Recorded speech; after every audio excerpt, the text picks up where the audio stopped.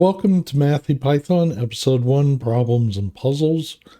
These problems and puzzles go with Episode 1. The material was covered in the lecture video, but feel free to Google. Looking up stuff is part of programming. If something's not in the lecture, look it up. If you need to jog your memory, look in the lecture or Google it. Having said that, I would discourage you from having AI do the problems for you. That's just cheating on your homework, and you won't learn Python that way. Tier 1 is warm-up. Tier 2 gets into some real calculations, tips, fuel efficiency, speed of light. Tier 3 is where it gets interesting, compound interest, calendar math, and a 400-year-old formula for pi that requires nothing more than the square root and some multiplication. You can download the notebook from GitHub. The link is in the description.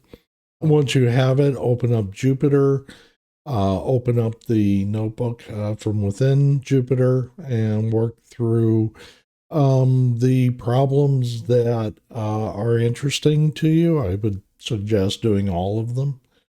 I'll drop a solutions video so that you can check your work, maybe see an alternate approach, or if you get stuck.